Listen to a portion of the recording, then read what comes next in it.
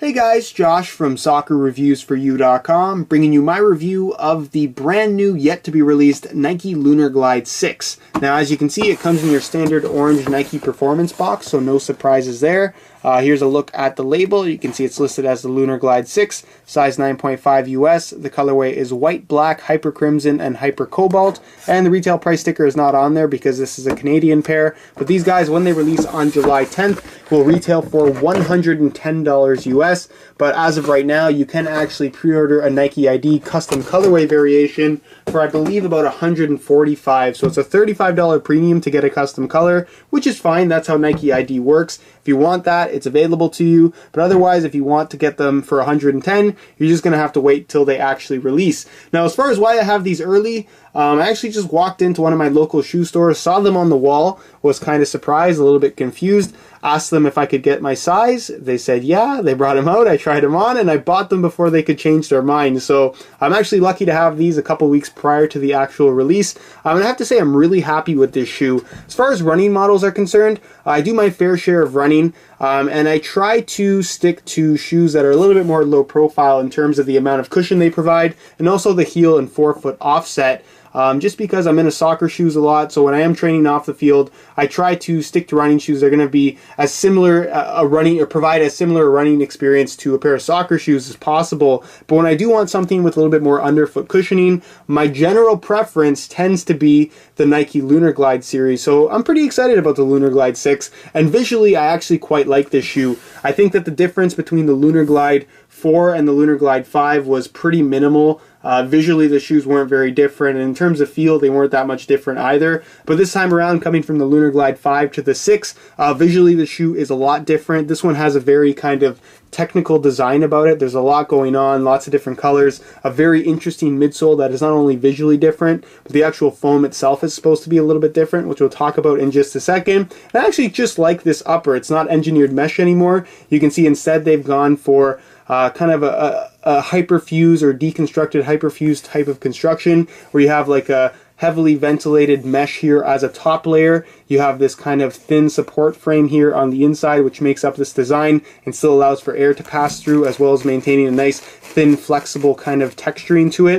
And then on the inside, giving it that blue color kind of peeking through the holes, I guess. There's like a neoprene type of liner on the inside that's also attached to the tongue. So again, I think it looks pretty cool. This one obviously features a white base. This is the launch color of the Lunarglide 6, so you'll probably be seeing a lot of this shoe in the next couple of weeks when the shoe actually does come out. And again, it just looks pretty cool to me. It feels nice, and I really can't complain about it all that much at all. You do have your tongue here, which is again a mesh material, but it's got some thick padding behind it. So in terms of how much ventilation that's going to provide, I would expect very little. White laces, the tip of the tongue is blue with your Lunarglide 6 branding right there, kind of fused on top.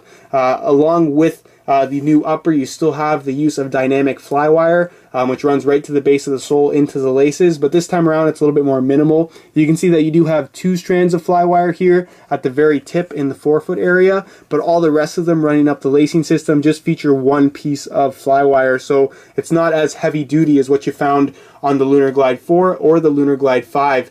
So it's kind of curious to see how it's going to feel. I don't think it's going to make too big of a difference, but like I said, they did just kind of thin out the dynamic flywire just a bit for this new model. Moving on to the back portion, you can see you have a plastic dynamic support kind of heel clip. It's made from a harder plastic material, and that's there just to provide a little bit of extra support, lock your heel in place inside the shoe, which it will do effectively. Not a new feature on the Lunarglide series. And then kind of on the underside of this heel clip, you have this very interesting kind of ridge type of design. It matches what you're going to find in the midsole, kind of makes for a seamless type of appearance from a distance at least. And it's not really anything special. It's just kind of like a foam material with this nice kind of orange material kind of fused on top, just to give it a unique look. It's not hard, it's not particularly soft, and as far as I know, it doesn't serve any actual performance purpose. It's there simply for the visual look, and I actually quite like how it looks. I think it's a pretty cool design element of the new Lunarglide 6. As far as the midsole is concerned, you can see you have a combination of colors, this very bright orange, then you have your hyper cobalt here in the forefoot area on both the lateral and medial sides, and then the medial side of the heel area is actually a kind of mango type of color. It's like a lighter orangish yellow, and that flows right into the base of the outsole, as you guys can see, where you have some rubber in the forefoot. Actually, the entire forefoot is pretty much rubber. It's a similar layout to what you're going to find on the Nike Flyknit Lunar 2, but not exactly the same either. So you have your kind of mango color rubber here, and then it flows into like a orangish red, into a lighter orange, into a slightly darker orange in the middle. So it kind of has that fade type of effect, which I thought was pretty cool. All the little splits on the in the middle, in between these rubber areas, are that same hyper cobalt color, so a nice blue.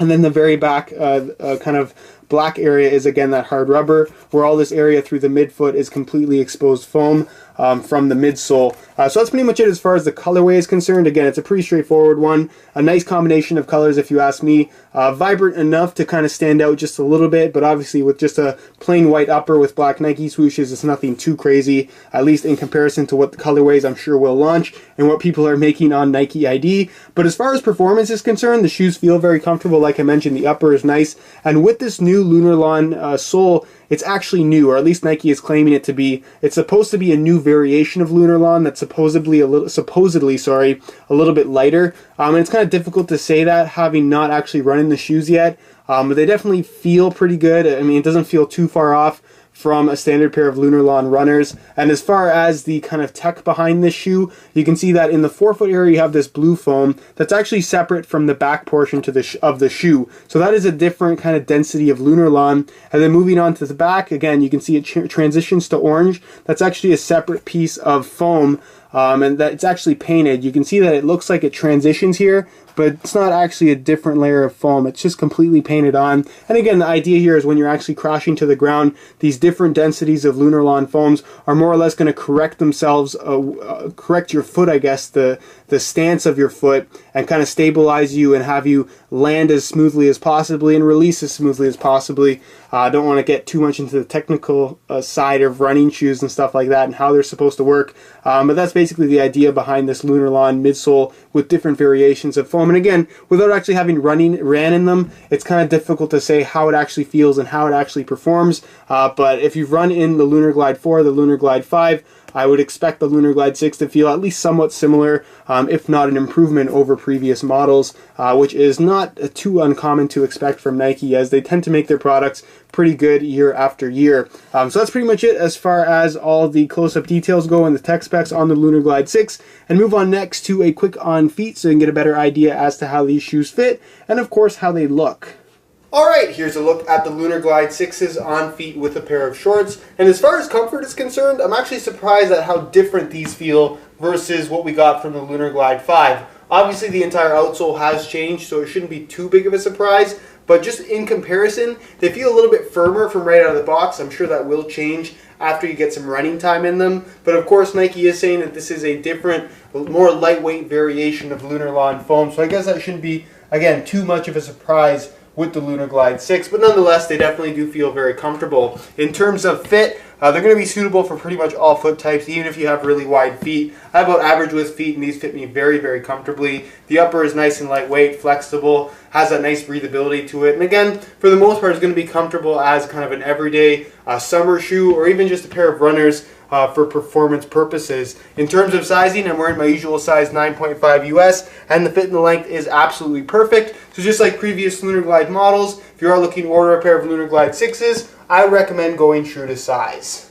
Alright, here's a look at the Lunarglide 6s on feet with a pair of pants. And while this is intended as a performance shoe from Nike, I think that the simple styling of the shoe definitely lends itself well to casual wear. So this is one of those shoes, pending that you get it in one of the more subtle colorways, like I have right here, that you definitely can use as an everyday shoe. They're very comfortable, they look the part, and you really can't go wrong for $110. So that's pretty much it as far as the on-feet portion of this video is concerned, and I'll leave you to my final thoughts.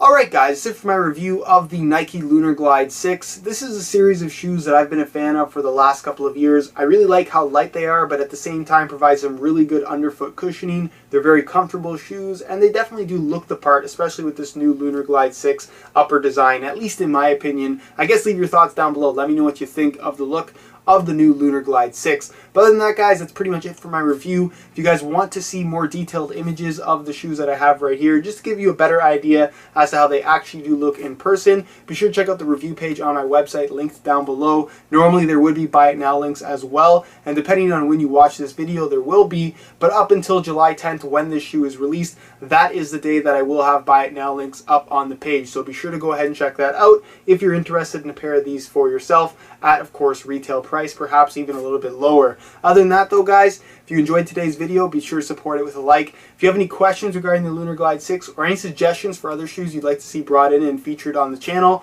be sure to leave those down below in the comment section. Always open to hearing what you guys want to see as far as content is concerned.